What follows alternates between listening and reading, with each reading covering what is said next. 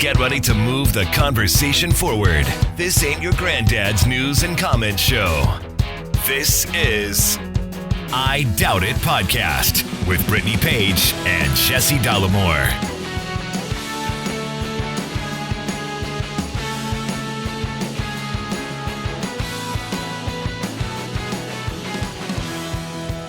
Welcome to the show, everybody. Episode 876 of I Doubt It Podcast. I'm your host, Jesse Dollemore, joined today by the lovely, talented, and as always, scholarly, Brittany Page. Not to start the show with some riveting weather talk, but the oceans are the temperature of a hot tub. Yeah. I mean, currently it's 98 here in Washington, D.C., but it feels like 108. I just checked it right now before we clicked start. Oh, I just tweeted about it, and it was 107. Yeah, so it's going up. Getting worse. And the humidity is 51%. It is an absolute nightmare. Yeah. And I know that it has been bad elsewhere, especially in Arizona. I was just doing envelopes for stickers for new Patreon supporters yesterday, and we had several new Patreon supporters who live in Arizona, and so we are thinking of you, and we are hoping that everyone is staying safe. It's very dangerous, it's very scary, especially for people who don't have a place to live, who don't have a shelter, so we're definitely thinking of them. On this note, you know what I'm real fucking tired of? Is watching Republicans like Steve Scalise and others say shit like, oh, breaking news, everybody, it's summer and it's hot in the summer, completely discounting the radical nature with which the weather, in this case, it's climate is the overall, weather is the day-to-day. The weather is oppressive on on certain populations that don't have air conditioning to come to in their house. That's what he was like. Oh, crank up the AC. Good for you, rich fuck. Not everybody has that. Mm-hmm. Yeah. I definitely agree with that. Now, we're going to transition off of the weather talk because, like I said, I don't want to bore the audience, but we recently had visitors from out of town. My nephew and his mom came to visit, and we took them to do a bunch of sightseeing in DC, as you do when, you have an aunt who lives in DC. And we went to Mount Vernon, which is somewhere you had never been, somewhere That's right. I had never been. The adult home of George Washington. Yes. And boy, is there some great customer service there. I could not believe how great the customer service was. Everyone was so welcoming. They definitely didn't wish we were dead. It was great. It was great. Do you think people are getting what you're doing here? You think the sarcasm is laid on thick enough? Do you think they know I have waders on to wade through the sarcasm that you just laid down? So those people were dicks. Yeah, here's the first person who wished I was dead. I walk in, you have no idea where to go. It's also raining its dick off outside. Yeah, it was a terrible day to go, but you can't, again, weather talk.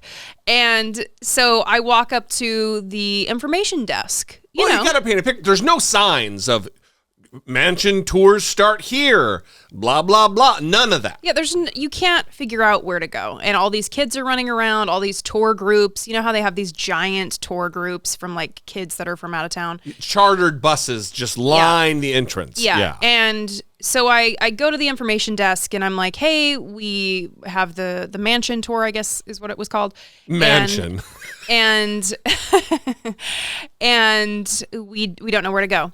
And so this woman grabs a map from the stack of maps, opens it, starts explaining to me on the map where to go, doesn't look up at me at all while I'm talking to her. On the scale of 1 to 10, how good was the eye contact? Yeah, didn't look up at me once. Not when I first came up to the counter. At no point did she look at me. And then she just pointed out on the map where it is and then folded the map up and handed it to me. Again, not looking at me. And didn't point in the room like where I should head. Right.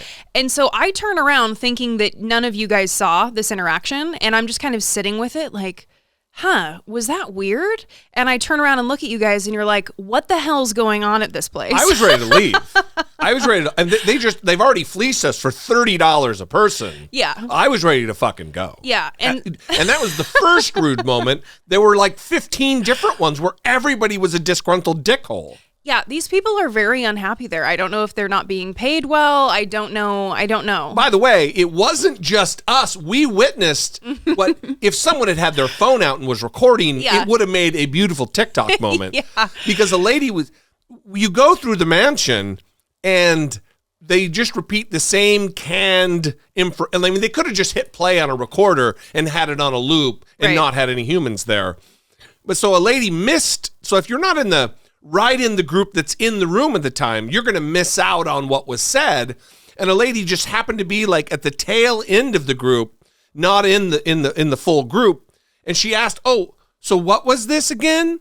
And he's like, "I'm going to repeat it. I'm going to repeat it again and again," he said to her. And she's like, "Okay, I didn't hear you." Yeah, yeah. I mean, aggressive. Yeah, I would say that she had a different response. She had kind of a passive-aggressive response where she smiled with her teeth. That's right. And was like, okay, I didn't hear you the first time, I'm asking a question. And it was very tense. Everyone turned to look, and we were all like, is this going to escalate? Well, I've never seen a reverse Karen situation, but that tour guide guy was absolutely a Karen. Yeah, well, listen, apparently it's rough to stand in front of George Washington's bedroom and tell everyone that's the bed he died in. Yeah. Apparently that's tough to do over and over and over again. Well, I think, working in service to a slave owner, to an enslaver of hundreds of human beings whose net worth was nearly $500 million in today's dollars, it's got to be taxing. It's got to weigh on you. Yeah, and they did have an area to honor the enslaved people.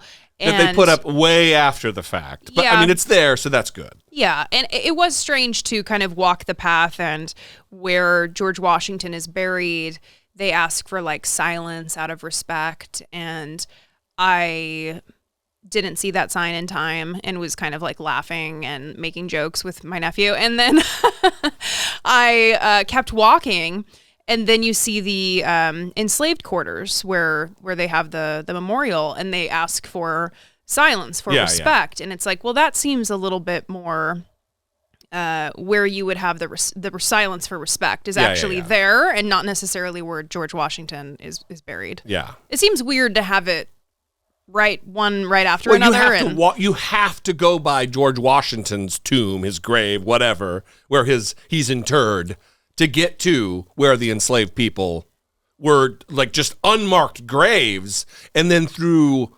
archaeology or through whatever the term would be, they've discovered where the graves were and marked them. But at the time, it was just, go dump them. Yeah. Fucking, ugh. Yeah. So sorry if I was struggling to get my thought out, or it was apparent that I was struggling to get my thought out, because in my mind I was like, wow, I'm really struggling to get this thought out. But Sweepy is upstairs barking, and I can hear her, insane. And I don't understand what she's barking about. So I guess we'll just find out later. Well, I think she sees that it's 108 degrees outside, and she's unhappy about the situation. No, she tried to lay down outside. She wanted to be outside for longer. So we have a few housekeeping items that we want to get to. First of all, we're delaying the hangout for tomorrow because we didn't announce it, and we don't want people to be confused. So look out on the new date, which we will announce. We are doing bonus content for Patreon supporters, and the first one that we are doing is a Q&A Ask Me Anything episode. So we've made a post inviting your questions. So if you are a Patreon supporter, you can go to that post, leave a question. We've already gotten a few, some fun ones that I'm really excited about. We're trying to make it not political.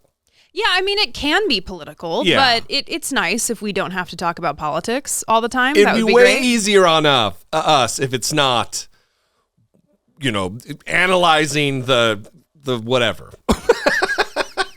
Looks like you're also focused on the barking. I'm already tired. I'm tired even thinking about it. Yeah. So I also want to say that some people are messaging their questions on Patreon, which is fine too, because some people want to remain anonymous. Some people want us to read a name that is different from the screen name. So if you're worried about that, just send us a message. You don't have to comment on the post. So definitely look out for the bonus content, which we are excited about. That will be, I think, Patreon only. We're doing. Yeah. Mm-hmm. Yeah. So let's get to some listener communication. We have an email here from Alyssa. Alyssa writes, "Hi, Brittany and Jesse. I don't think most people research their opinions very well, so I cringe when I hear trusted political commentators say things like, 'Unfortunately, that is what we got,' R.E. Biden at 5038 into the podcast. We are in a knockdown, drag-out fight for a better future. Every vote will count. Many people will forget everything you said right before that and begin to seriously think about voting for any other candidate, Democratic or even, God forbid, a Republican, because all they think they heard you say is that you don't like Biden.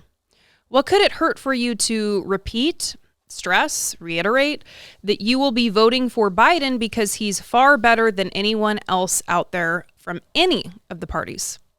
Thank you for your show. That is clear, honest, no holds barred, in our faces, wake the hell up people." Alyssa. So 2 things. 1, thank you for believing us to be trusted political commentators. 2, at the end there, you said honest. You're thanking us for being honest.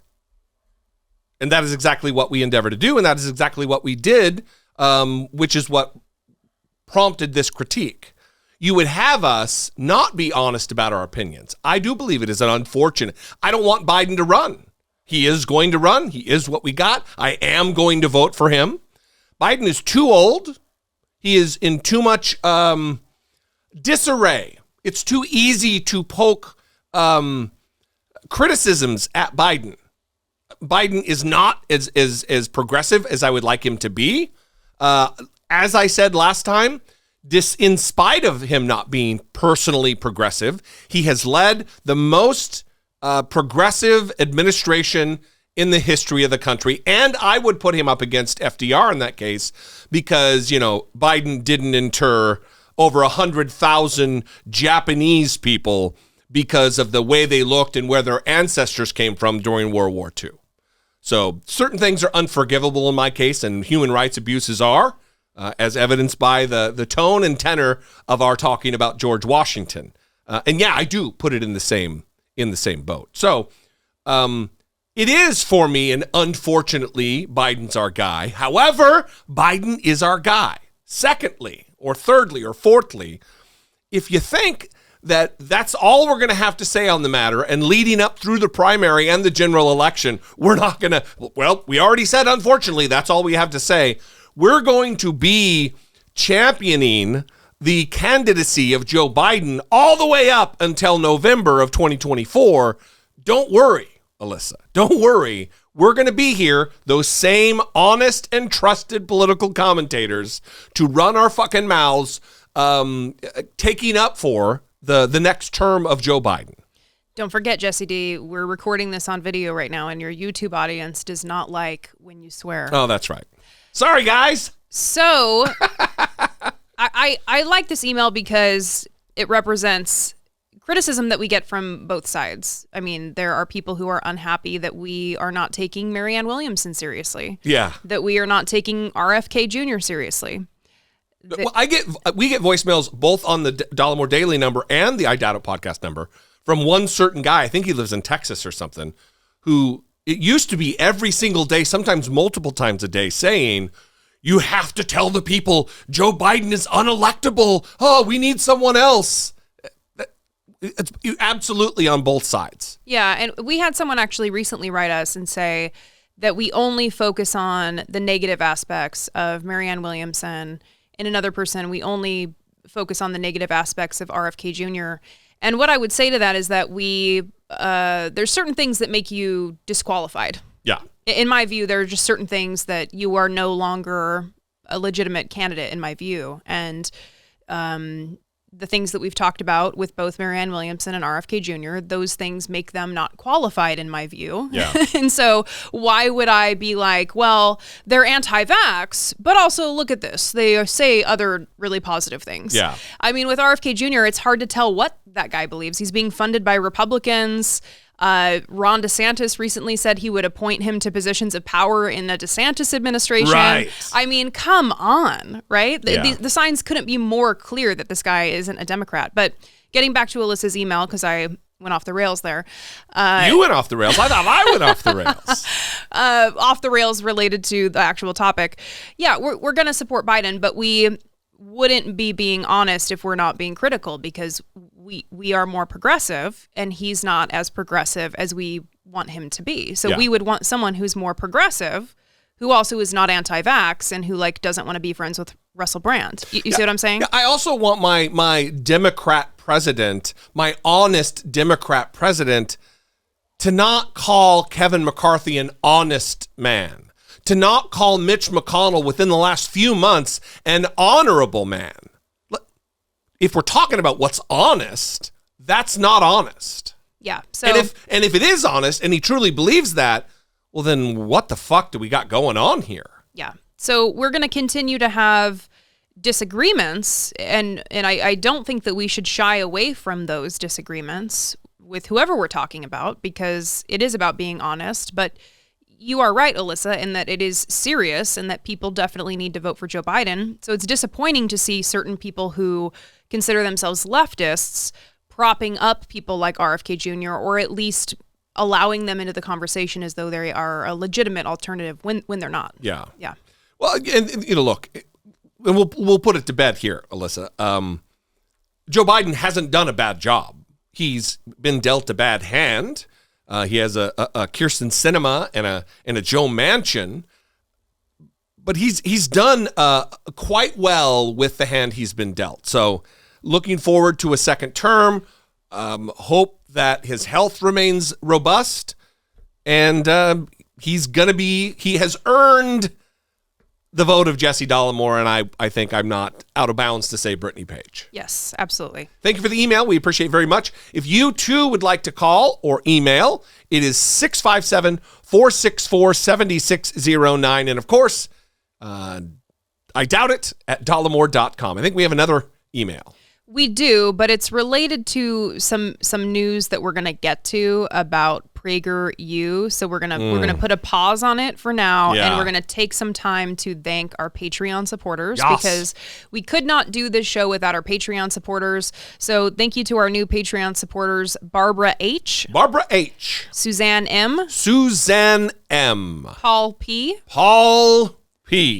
John, Neater H, Jim M, Jessica LM, and I am likely saying this incorrectly, so I'm going to apologize in advance. So I'm gonna spell it.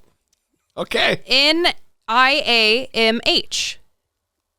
NIAMH. C. Yes.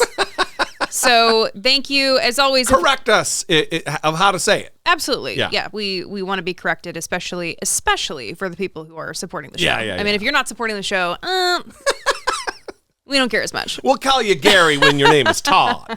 Yeah. Thank you, all of the Patreon supporters. And if you too would like to look into, we're not very good at this. If you'd like to look into becoming a patron, go to patreon.com/IDoubtIt podcast. So Florida has just approved PragerU to be used in public school classrooms, meaning that, well, let's just explain PragerU. People might not know what this is. So Dennis Prager is a radical right-wing religious zealot who makes content online. And you've done numerous videos about Dennis Prager. And just a bigot and just unhinged. And the many different people that he invites onto his platform to do content for him. I think Jordan Peterson has done videos for Candace him. Owens, Adam Carolla. It's all the usual suspects. Yeah, many right-wing figures go to him to do content to put up on his channel. So they created a PragerU, which is, like Trump University, yeah, where they now do educational content. For children. Yes. And now it's approved for use in Florida public schools. I mean, this is scary stuff. Yeah. So we actually got an email from a listener who is in the education system in Florida. We're going to keep it vague because they want to stay anonymous. And they actually forwarded us an email that they received from a director of social studies and the arts in the Florida Department of Education.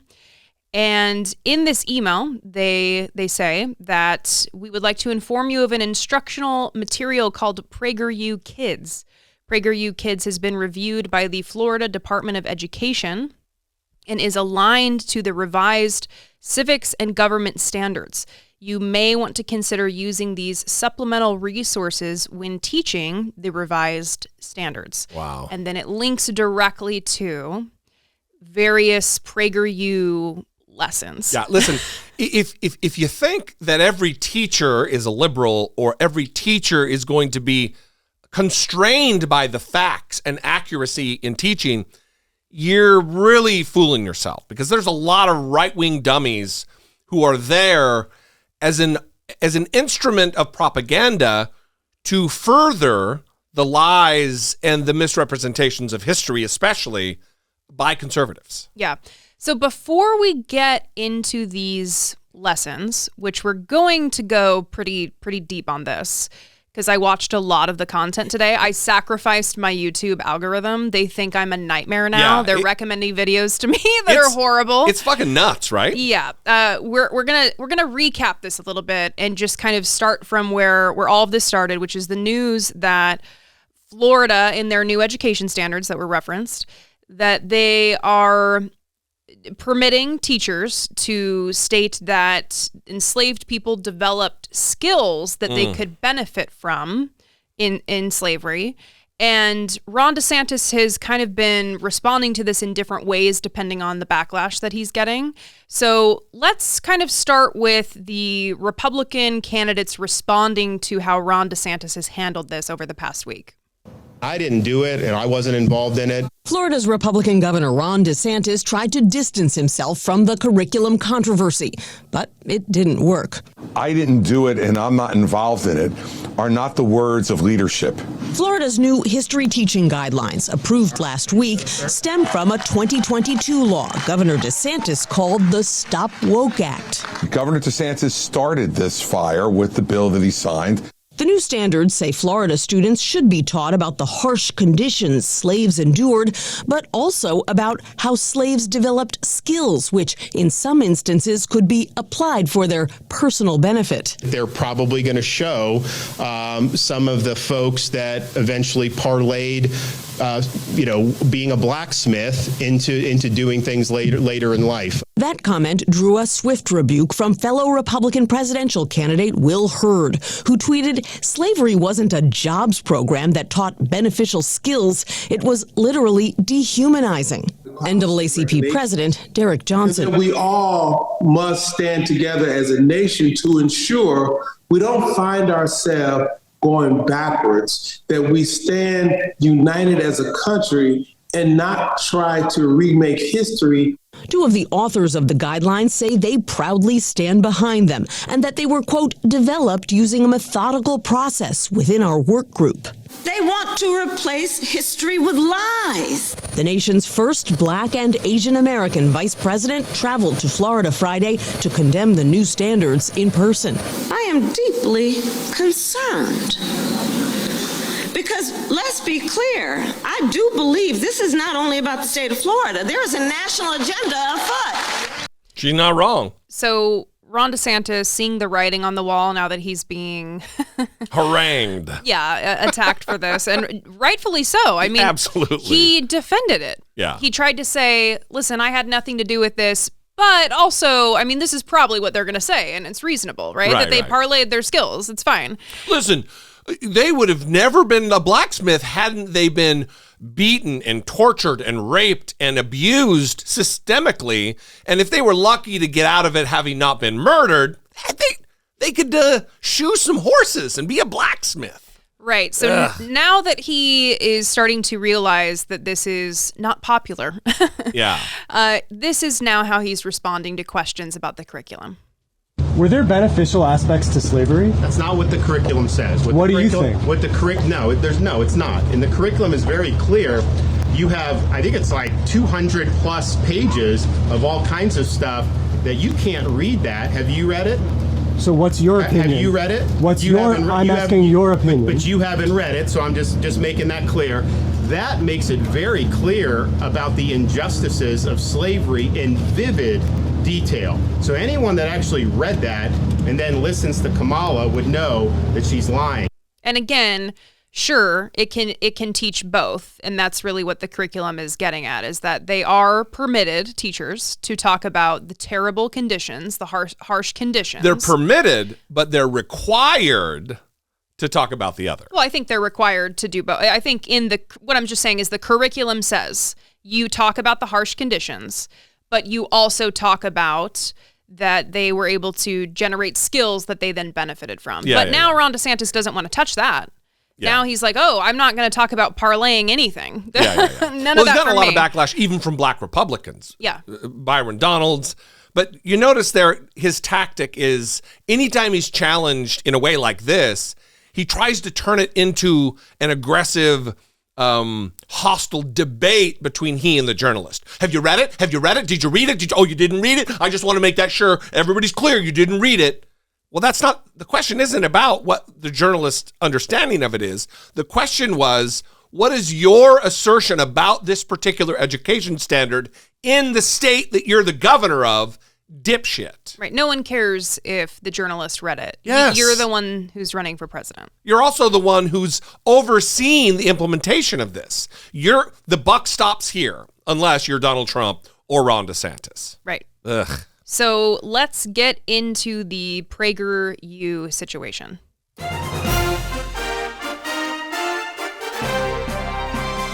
Dollemocracy, facing down pessimistic politics with realistic optimism.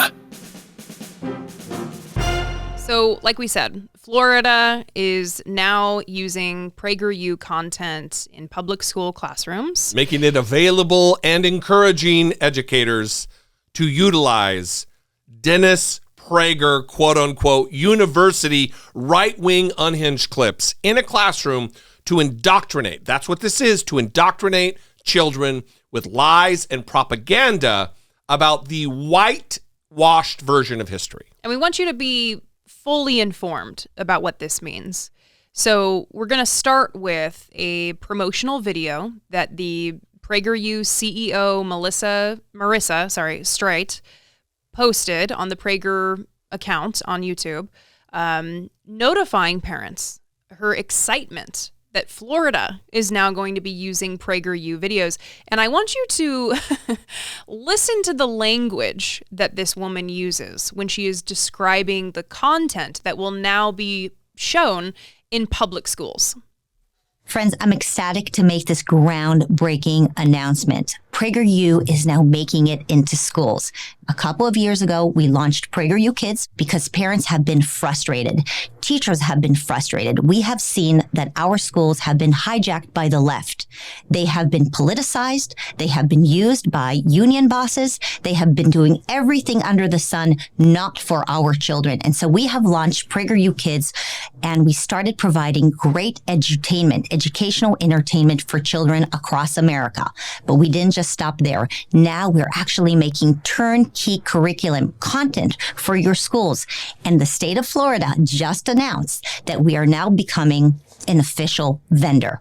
This means that if you are a teacher in Florida, you cannot be fired for using PragerU content.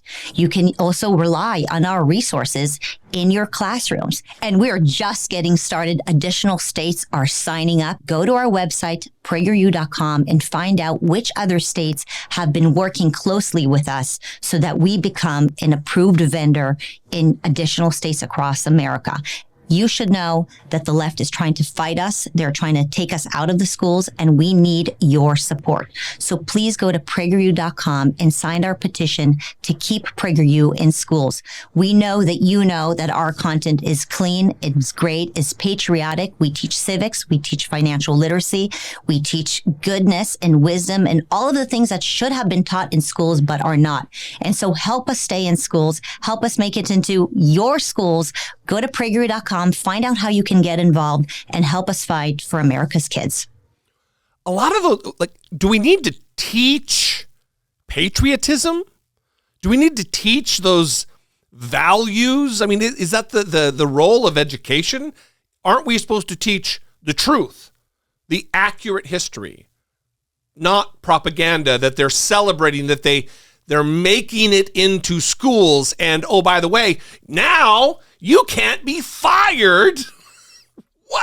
What is happening? Yeah, it's scary stuff, especially with I'm serious. I spent like 2 hours watching PragerU better videos. you than me, sister. And let me tell you, I mean, they have interesting segments. Not that they're good. I'm saying that they are created to appeal to kids. They're very colorful. Yeah. They have a series that we're gonna play a lot from, Leo and Layla. They travel all over the world. They time travel. They have a little remote where they type in a place or a person, and then they travel there and they talk to Martin Luther King Jr., all these different people, which Booker T. we're gonna Washington. get to. Yeah, but they also have a segment where it's like around the world, I think is what it's called. And they go to different locations.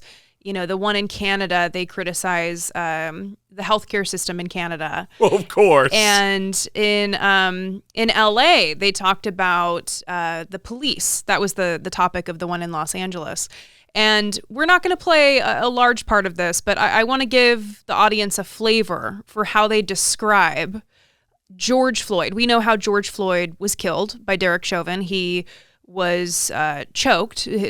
Derek Chauvin's knee was on George Floyd's neck for 10 minutes.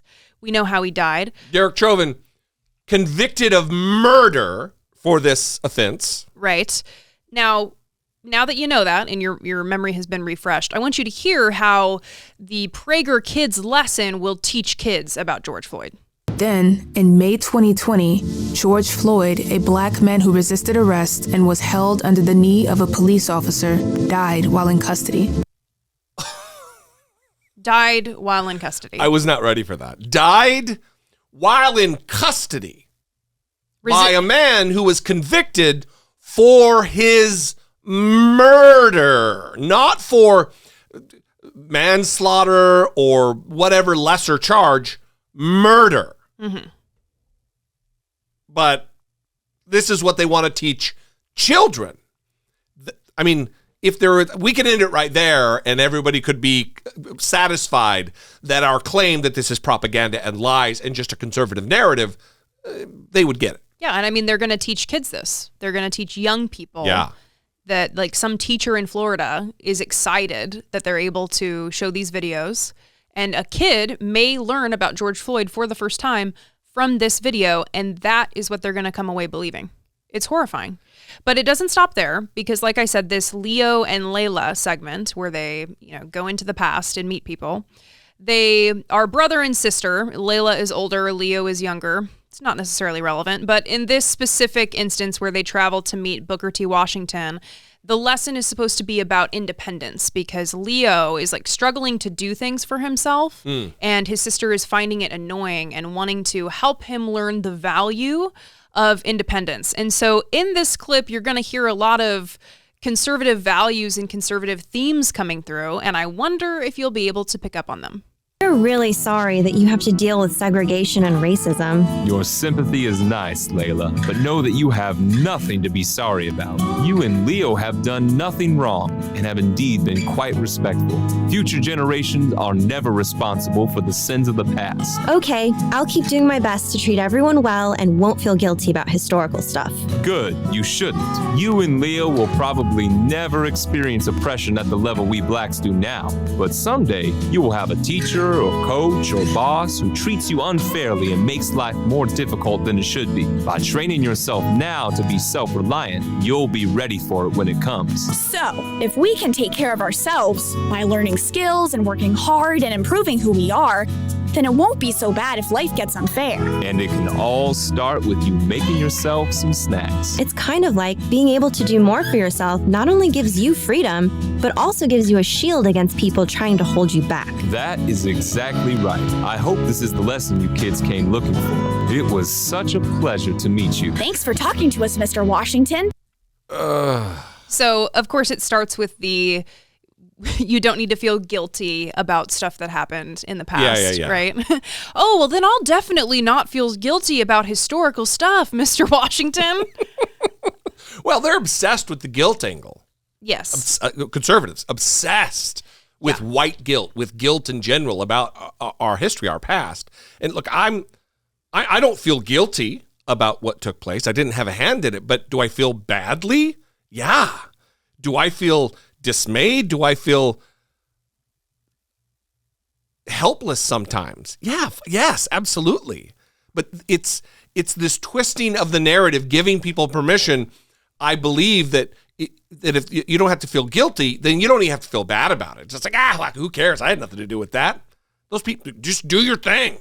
The other part of this is the part of the clip that didn't get played.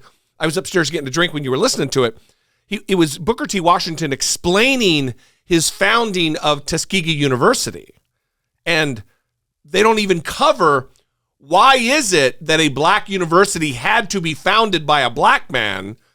They don't even gloss over the fact that blacks couldn't go to white schools. That's why there are historically black colleges and universities in the United States. They don't even, just he took it upon himself. Wow, what resilience. Good for you, Booker T. Washington. Right.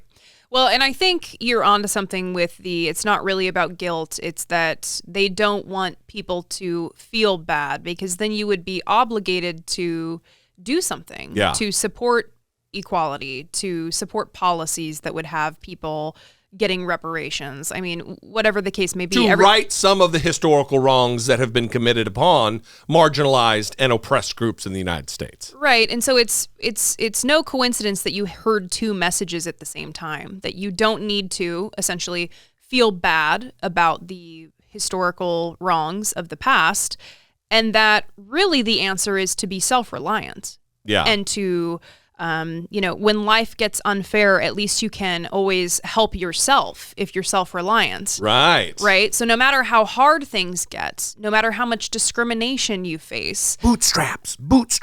Exactly. As long as you have created a self-reliant character, then you're going to be fine. Why do you need anyone to help you? Why do you need a government program? Why do you need policies to create equity? You should just be self-reliant. Happy ending. Right. Yeah. So we see the indoctrination coming through. Remember, Florida teachers will be able to play this in their classrooms to teach people how life works. And now you won't even be worried about being fired. Yeah, that's so great. Good for them. So one clip that I didn't get, because again, you said like I didn't play a segment that really jumped out at you. Some of these videos are like 8, 9, 10 minutes long, right? Yeah, sometimes 13 minutes. And there was one where they went back in time to meet Martin Luther King Jr. I forgot what the lesson was supposed to be about this. Layla stands up to bullies on behalf of her friend and needs some reassurance that she did the right thing and didn't go overboard by raising her voice because it's about nonviolence. Right. Yes. Right.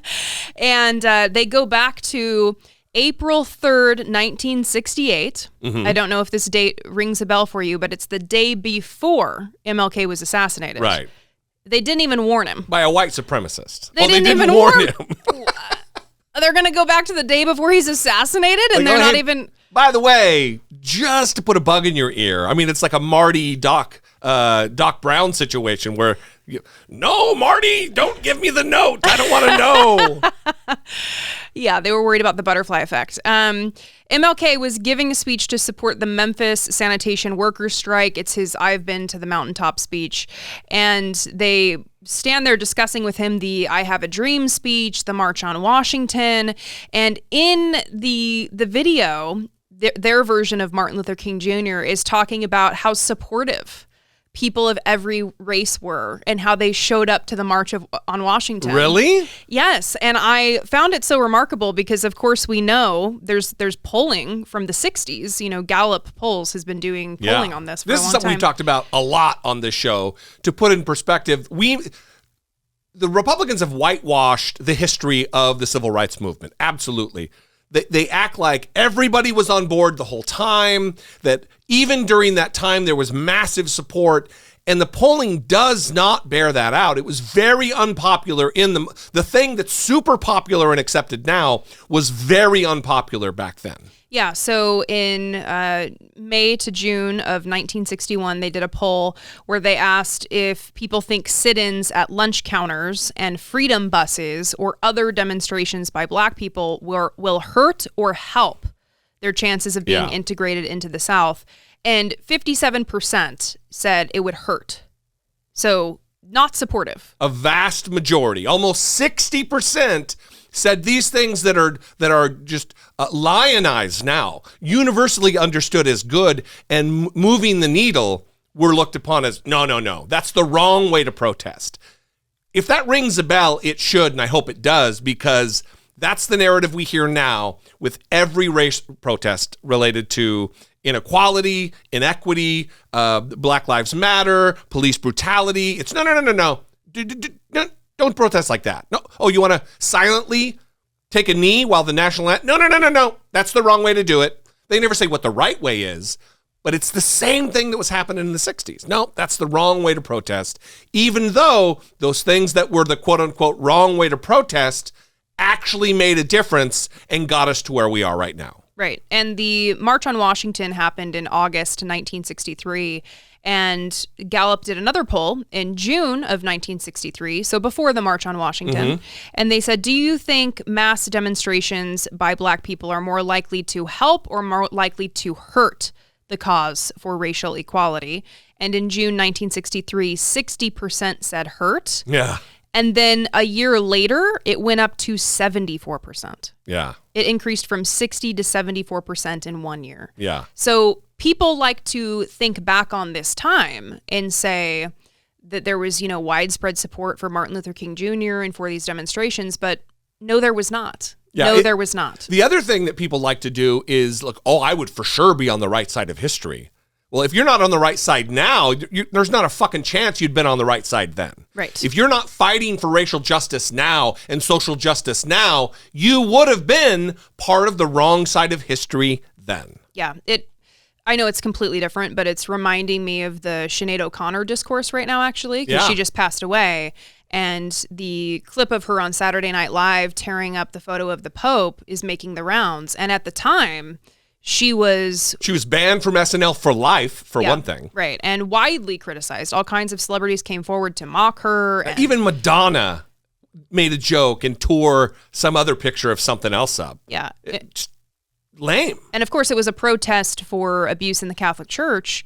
And we know how correct Sinead O'Connor was to tear up a photo of the Pope. Protest. Given the widespread abuse in the Catholic Church. The thousands and thousands and thousands and thousands of abused and raped children at the hands of Catholic clergy. So my point there being that a lot of people are coming out supporting her now that she's dead, but at the time it was very controversial and she didn't have a lot of support. Yeah. So it is helpful, I think, to think about these things because we can forget that we should be supporting the difficult things now. Yeah. Another topic, I know you're just like so excited to hear what is the next thing. It's Columbus. Oh, of course they did a video on Columbus. It's Columbus. So again, this is Leo and Layla, the time-traveling kids, and they decided to go back in time and learn a history lesson from Columbus. From Columbus. I'm sorry, Mr. Columbus, but I heard at school that you spoiled paradise and you brought slavery and murder to peaceful people. Leo? Sorry. It's what I read and heard at school. Caramba! Those are some accusations. The place I discovered was beautiful. But it wasn't exactly a paradise of civilization, and the native people were far from peaceful. But you just said the Taino were peaceful. They pretty much are. But there are other tribes who aren't. The Taino I had met had cuts and scars and bruises all over them. I asked why, and they told me about the Caribs, who are vicious, warring cannibals. Cannibals? Like they eat people, see. Whoa. Right? Hey, all the things that are bad in the world I come from, jealousy, lying, murder, war, it all exists in the land I just found too. But in Europe, we draw the line at things like eating people and human sacrifice. Some of the native folks from where I just left do those things regularly. So, these people in your time who think it was a peaceful paradise are misinformed. Or lying. Yeah, but what about slavery? You didn't deny that. Deny? No. Slavery is as old as time and has taken place in every corner of the world. Even amongst the people I just left. Being taken as a slave is better than being killed, no? I don't see the problem. Well, in our time, we view slavery as being evil and terrible. Ah, magnifico, that's wonderful. I am glad humanity has reached such a time. But you said you're from 500 years in the future? How can you come here to the 15th century and judge me by your standards from the 21st century? For those in the future to look back and do this is, well, estupido. Are you calling me dumb? Certainly not. I can tell you're a very smart young lady. But the idea of throwing away the past because of your present values is... Listen, I love and am thankful for the ancient Greeks, but they did lots of things that here in 1493 I do not agree with. They permitted lifestyles and worshiped gods that, as a Christian, I think is very bad. But that doesn't mean I shouldn't respect and honor all the incredible and amazing things they did. So, good and bad is based on the time you live in? That is a great question. I told you I knew you were smart. Some things are clearly bad, no matter when they happen. But for other things, before you judge, you must ask yourself, what did the culture and society of the time treat as no big deal? Not everyone can time travel as you do and see how normal becomes very not normal. So who knew? Who knew that we would get content from Dennis Prager making the case for moral relativism? Yeah, no kidding. Normally, it's moral absolutism from Dennis Prager because he's a religious fundamentalist that believes God has determined what is inherently right and wrong. Yeah, very, very explicit about it. Yeah, but now suddenly we need to incorporate the cultural contexts in which people come from to determine what is right and wrong. Could it be a more problematic... I mean, the only way to make that accent worse is like, I'm a puncher you in the face. You know what I mean? He's like the Chef Boyardee guy in the 50s in the commercials. Yeah, the accents are not strong. Not strong. Let me just enlighten a few people who may not know a lot about Christopher Columbus. We're going to time travel right now and meet him? Well, we're going to go back 16 years to a Guardian article. So yeah, a little bit of time travel. Christopher Columbus was known as a maniac and an abusive psycho by his own contemporaries. He was made governor of this Spanish colony and ended up in shackles, brought back to Spain to face trial. He was brutal and monstrous, even by the people who were contemporary, like this idea that, we look at him this way, but back then everybody, hubbity-dub, give me the D, I'm about to watching to eat it as a spaghetti. Wait, were you the one doing the voice? Were you paid by Dennis Prager? Let me read a little bit from this article. Lost document reveals Columbus as tyrant of the Caribbean. Christopher Columbus, the man credited with discovering the Americas, was a greedy and vindictive tyrant who saved some of the most violent punishments for his own followers, according to a document uncovered by Spanish historians. As governor and viceroy of the Indies, Columbus imposed iron discipline on the first Spanish colony in the Americas in what is now the Caribbean country of the Dominican Republic. Punishments included cutting off people's ears and noses, parading women naked through the streets, and selling them into slavery. And once again, before I read these final 3 paragraphs, these are not indigenous people. If he's treating his own, the people who share his culture and his heritage and his religion, if he's treating them like this, how in the fuck do you think he was treating what we commonly refer to as Indians or the indigenous? Mm-hmm. Columbus's government was characterized by a form of tyranny. Consuelo Varela, a Spanish historian who has seen the document, told journalists, one man caught stealing corn had his nose and ears cut off, was placed in shackles, and was then auctioned off as a slave. A woman who dared to suggest that Columbus was of lowly birth was punished by his brother Bartolome, who had also traveled to the Caribbean. She was stripped naked, the woman who accused him, or said this of him, was stripped naked and paraded around the colony on the back of a mule. Bartolome ordered that her tongue be cut out, said Miss Varela. Christopher congratulated him for defending the family. So, according to Dennis Prager and PragerU, a wonderful man. Oh, it's no problem. But, you know, the facts of history and the documentation that has been laboriously pored over by historians tells a different picture. In fact, like I said, he was arrested and brought back to Spain in shackles on a ship and fired from his job as governor and viceroy of the Indies. Well, and this was actually a prominent theme throughout the videos whenever slavery came up, is that they would talk about, like you heard in this clip, that slavery is as old as time, it existed all over, and that it was just the way things were, and so how can you come back and judge us? And we've had conversations like this with people in recent months, and I think anytime you are talking about presidents, for example, this comes up too, right? And the thing is, the enslaved people, they probably knew it was wrong. Right. There certainly was a faction who knew it was wrong. Listen, absolutely, the farther you go back in time, there's going to be a period where it just was the way. And the more modern you get, the less that excuse can be made. But there is no nuance here with the Dennis Prager curriculum that is now fully approved, free from arrest or firing, for teaching in elementary schools in Florida. Yeah, I also want to say that clip reminded me of my own indoctrination because I was raised by white supremacist parents, and I remember in 4th grade, my mom actually came to the school and demanded that I sit outside of the classroom during a lesson on Native people. And part of that was because when I got home, you know, we were told the quote unquote true history that the school wasn't teaching us about how violent the population was and how they scalped blonde women for their pretty blonde hair. And I mean, of course, this little cartoon is less severe than that.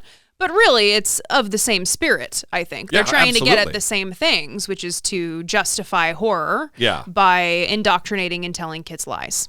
So this last one that we're going to get to, this last clip, it's going to blow your mind. I almost want to play it and have you guess what it could possibly be about. Should we do that? Should we just play it and then you guys can, as you're listening to it, like think of the political topic that they could be getting at here. Timon, Clara, and grandfather Jacob are encouraging Anya by sharing their own stories of perseverance. Timon remembers having to meet people late at night in a freezing cellar to avoid the communist authorities. But that didn't stop him from sharing his ideas. Grandfather Jacob tells her about the Warsaw Uprising, when the city's Jews fought back against the Nazis. Jacob remembers helping smuggle food, blankets, and even ammunition to the Jewish resistance fighters through sewer tunnels. Through her family's stories, Anya is realizing that fighting oppression is risky and that it always takes courage. Do you want to guess? Well, I know because I see the label of the clip. Oh, okay. But if I didn't know, there's no fucking way in 1,000 years that I would have guessed that it's about climate change. Yeah, so the character Anya that they're talking about there, she learns about climate change in school, and her parents are climate change deniers, and so she becomes a climate change denier, and then she's ostracized by her peers who barely talk to her anymore once they learn that she is a climate change denialist. And so it helps her to learn from her various family members about being ostracized. Oh, and oppression. Yes. Yeah, because that's the oppressed group in America.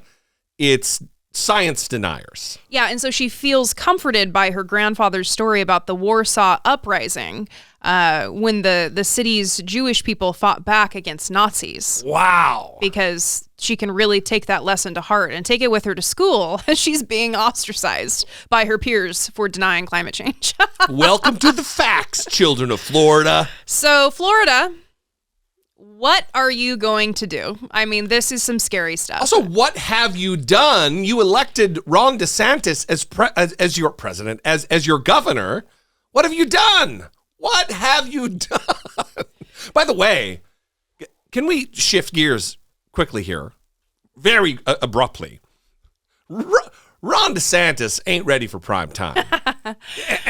Every clip of him. I love just watching him talk to people. I wish I could follow him around. He's just an awkward, herky-jerky, it's like one of those science fiction movies where an alien comes down and takes human form and has to like mimic, like Starman, a little bit jumpy. That's probably an age reference, but the way that people make fun of Mark Zuckerberg, I think is actually intended for Ron DeSantis. Yes. I haven't really seen Mark Zuckerberg interact with people. Very apt. But the joke that they make about Mark Zuckerberg, I think, is actually the case for Ron DeSantis. Just listen to him in this clip. Try to talk to this child. Yeah, it's good to meet you too. Oh, what is that? An icy? Yeah, that's probably a lot of sugar, huh? Good to see you. Good to see you, huh? What's that? What do you have there, child? Is that an icy that they sell at convenience stores? Calculating. Oh, there must be a lot of sugar contained in that frozen drink, child. Oh my God. You're going to become obese, human child. Good to see you. This reminded me of when Donald Trump, do you remember he was like calling children on Christmas? And yes. He talked to like a 7-year-old or something. Like trying to talk him out of believing in Santa? Yeah. Well, Merry Christmas. How are you? How are you doing? How old are you, Coleman? Thank you so much. 7, wow, that's pretty good, right? Is everything good? You doing well in school? Hello, good evening. Well, that's very good. Well, you just have a good time. Are you still a believer in Santa? Perfect. Because at 7, it's marginal, right? Well, Merry Christmas. You still believe in Santa because it's 7, it's marginal, right? You know how 7-year-olds understand how to be talked to. It's marginal. Oh, yeah, that's right, Mr. President. It's marginal. It's 7 years old to believe in Santa Claus. Yeah. Well, and I think the other problem, going back to Ron DeSantis, is that he genuinely seems to not like people. Yeah. And it really comes through every interaction that he has. So he'll try to, there was a new video of him trying to talk to a kid. He's like going to these fairs and he's talking to a kid who is probably in a 4-H program and is taking care of a cow. And he's like, you know how to take care of that cow? Good job.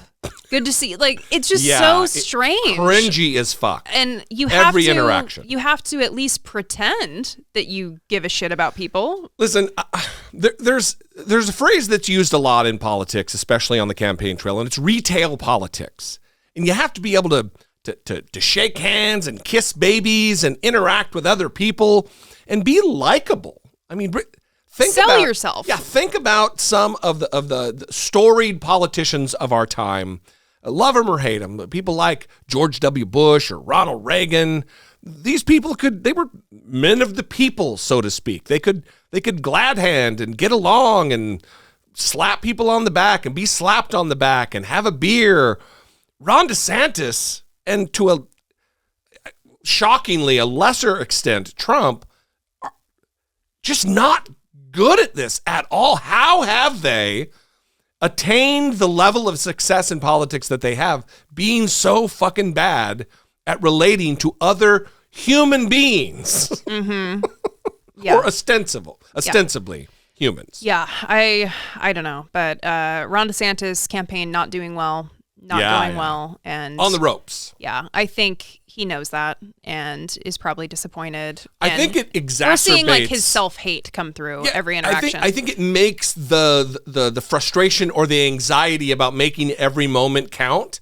He's just like, he's not good under pressure because it's making it worse. Yes. Yeah. And now he's making it worse for the children of Florida, to wrap this segment and wrap the show.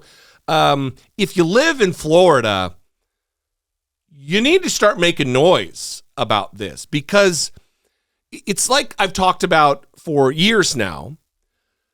The young generation who came up with the only president they've really known, like fundamentally understanding the world. Because when you're like 5, you don't know about president. You don't know.